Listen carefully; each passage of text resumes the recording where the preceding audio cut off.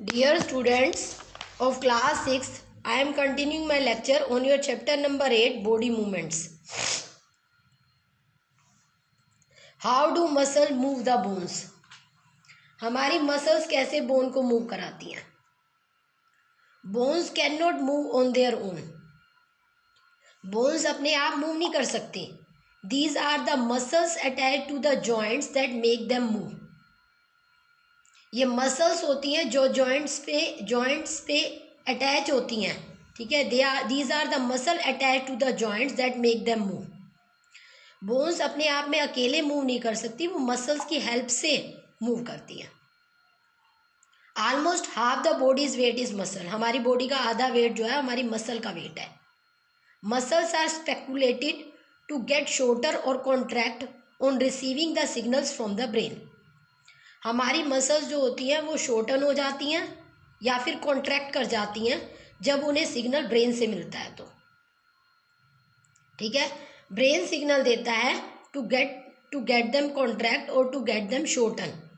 मतलब जब हमें अपनी बॉडी को मूव कराना होता है, किसी पर्टिकुलर बॉडी पार्ट को मूव कराना होता है, तो हमारी बोन्स जो है वो मसल से अटैच्ड हैं और मसल की हेल्प से जो है वो हमारी बोन्स जो होती हैं वो अपना वर्क करती हैं.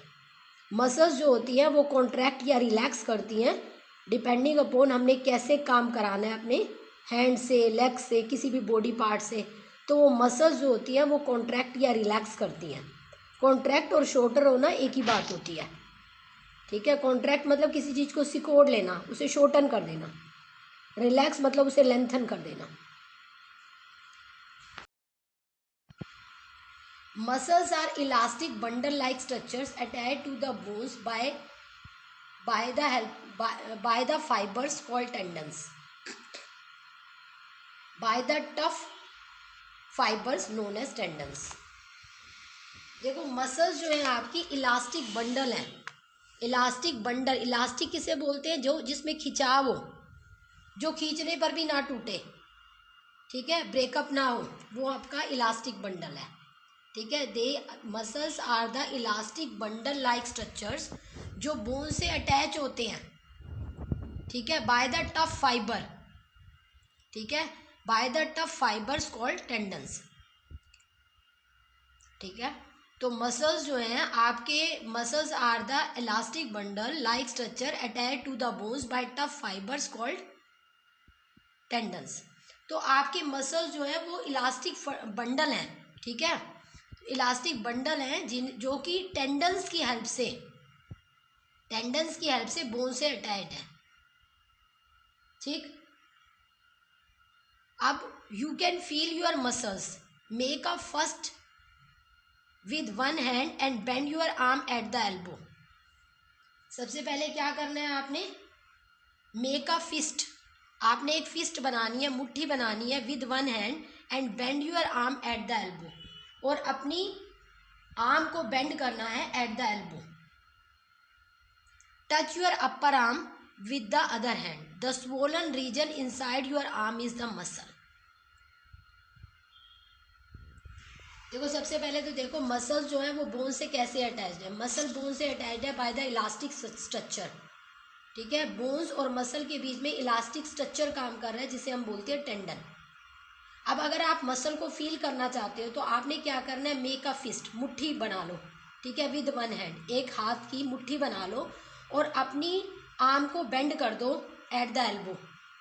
ठीक है, तो आप जब अपनी आर्म को बेंड करोगे, दोनों आर्म्स को टच करो. बेंड करने का मतलब है दोनों आर्म्स को टच करना. नीचे वाली आर्म को ऊपर तक लेकर आओ.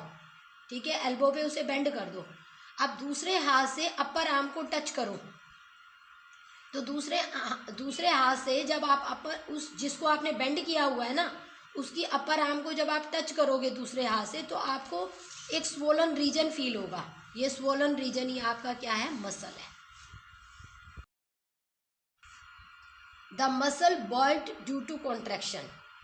अब ये देखो, जो मैंने आपको मोड़ने के लिए बोला है, आपको मैंने टच करने के लिए, टच करो या ना करो, आप सीधा भी कर लोगे, सिर्फ बेंड भी कर लोगे तो आपको स्वोलन पार्ट फील होगा अपर आर्म में.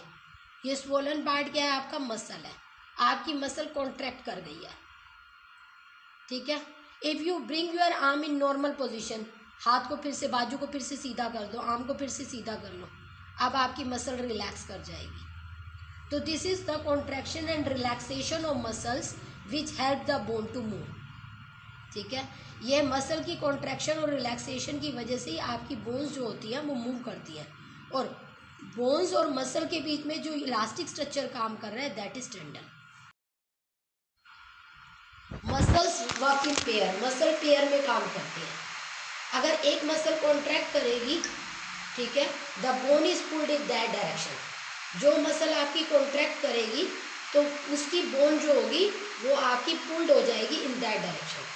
तो अदर मसल जो होगी वो पेयर की जो अदर मसल होगी वो रिलैक्स कर जाएगी। ठीक है, to move the bone in opposite direction, जब आप बोन को अपोजिट डायरेक्शन में मूव कराओगे तो relaxed muscle contract to pull the bone downward towards its original position. To move the bone in opposite direction, जब बोन को opposite direction में move कराओगे तो जो रिलैक्स्ड मसल होगी contract to pull the bone towards its original position. तो जो relax muscle होगी वो कॉन्ट्रैक्ट करेगी ताकि बोन को वापस अपनी ओरिजिनल पोजीशन में लाया जा सके। वाइल द फर्स्ट रिलैक्सेस, तो फर्स्ट रिलैक्स कर जाएगी। पहले अगर आपने फर्स्ट को कॉन्ट्रैक्ट कराया है तो सेकंड रिलैक्स करेगी। ठीक है, और जहां पर आपने मसल को कॉन्ट्रैक्ट कराया है आपकी बोन उसी डायरेक्शन में पुल हो जाएगी, दूसरी वाली मसल रिलैक्स करेगी। अब अगर आप बोन को अपोजिट डायरेक्शन में मूव कराने की कोशिश करोगे तो जो रिलैक्स मसल है वो कॉन्ट्रैक्ट कर जाएगी और पहली वाली रिलैक्स कर जाएगी। तो दूसरे के कॉन्ट्रैक्ट करने पर पहली रिलैक्स करेगी। तो इस तरह से muscles always work in pair. A muscle can only be pulled, it can not be push. एक मसल को आप सिर्फ पुल कर सकते हो, पुश नहीं कर सकते हो। ठीक है, the muscles have to work together to move a bone. तो बोन को मूव कराने के लिए मसल्स जो होती हैं they work in pairs, they work together. एक बोन को मूव कराने के लिए muscles work in pair, muscle pair की फॉर्म में काम करते हैं। एक कॉन्ट्रैक्ट करती है तो दूसरी रिलैक्स करती है, दूसरी कॉन्ट्रैक्ट करती है तो पहली रिलैक्स करती है।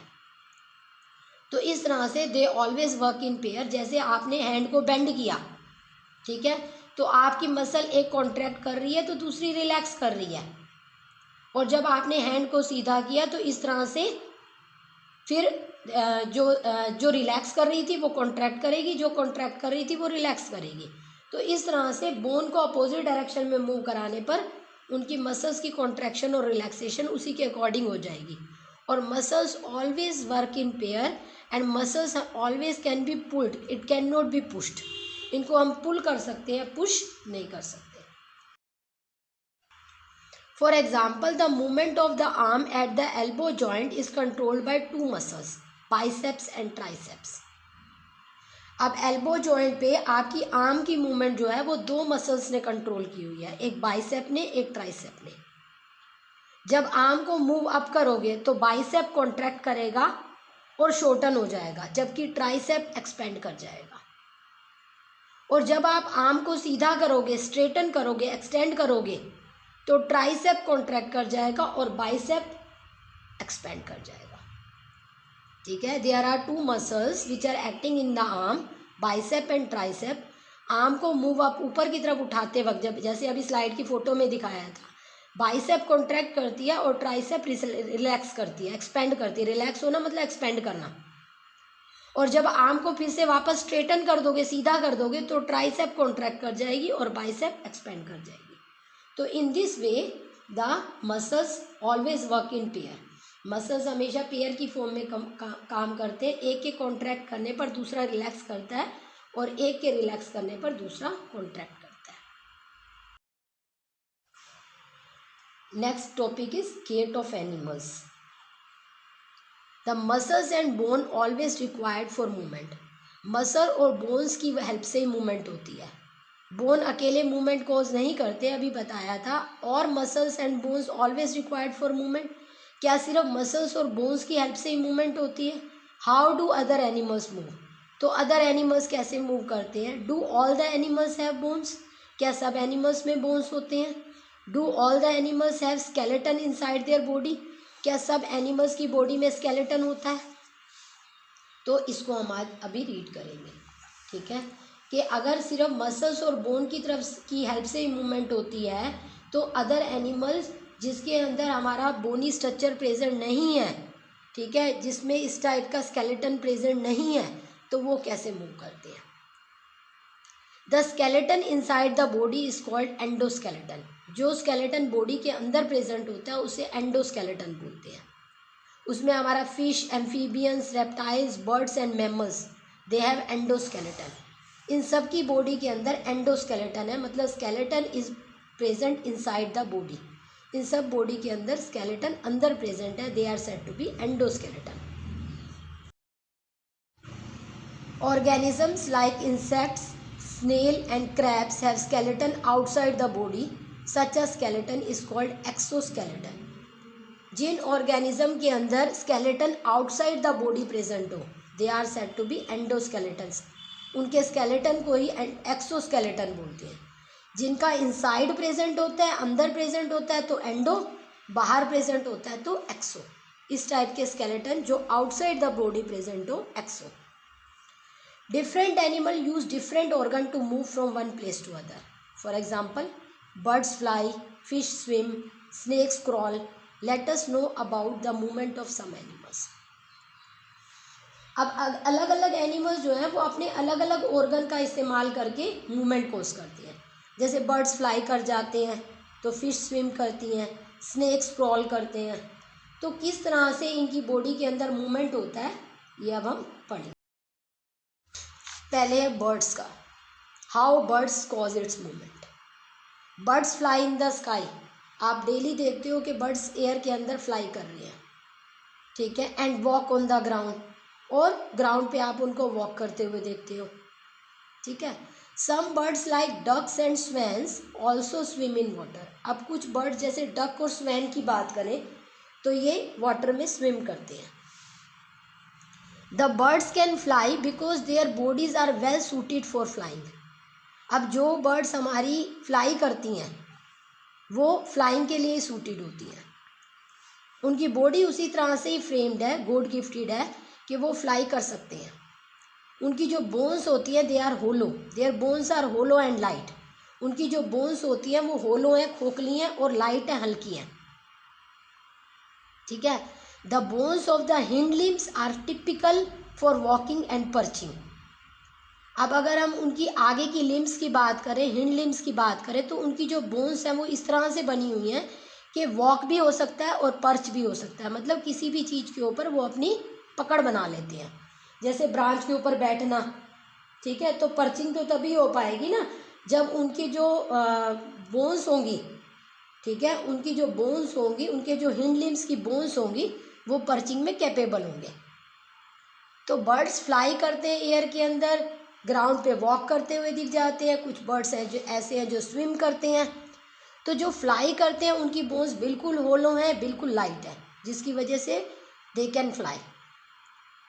और हिंड लिम्स की बात करें तो हिंड लिम्स जो आगे की लिम्स हैं उसके, उनकी बोन्स पर्चिंग और वॉकिंग में हेल्प करती हैं। The bony parts of the four limbs are modified as wings. जो बर्ड्स का बोनी पार्ट है, ठीक है, उसके जो फोर लिम्स है उसका जो बोनी पार्ट है वो विंग्स की फॉर्म में मॉडिफाइड है, ठीक है। शोल्डर बोन्स जो है वो बहुत ज़्यादा स्ट्रॉन्ग है। The shoulder bones are strong. The breast bones are modified to hold muscles of flight which are use to move the wings up and down. जो ब्रेस्ट बोन्स हैं वो इस तरह से मॉडिफाइड हैं कि वो फ्लाइट की मसल्स को होल्ड अप करने में कैपेबल है, ठीक है। जिससे क्या होता है, विंग्स जो होती है वो अप एंड डाउन हो सकती हैं ब्रेस्ट बोन की हेल्प से। मतलब शोल्डर बोन्स बहुत ज़्यादा स्ट्रॉन्ग है और ब्रेस्ट बोन की हेल्प से विंग्स, उसके जो मसल्स है, ब्रेस्ट बोन्स की जो मसल्स हैं, they are capable of moving the wings up and down.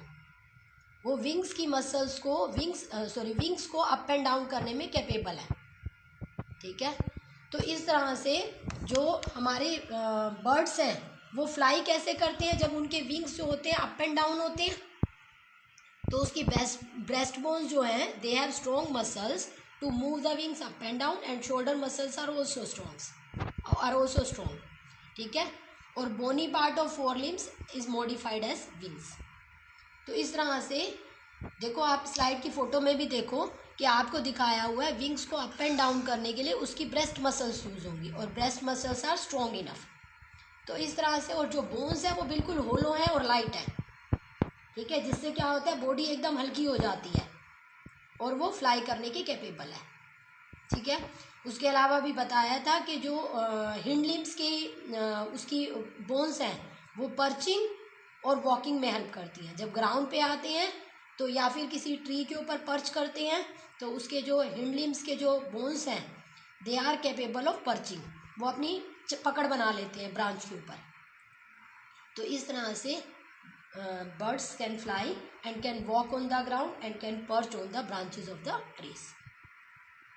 Now your lecture is over. You have to prepare it well. Listen the lecture 2-3 times. Also listen your last lectures to have better understanding. If any problem occur, you may write on WhatsApp. Okay, thank you.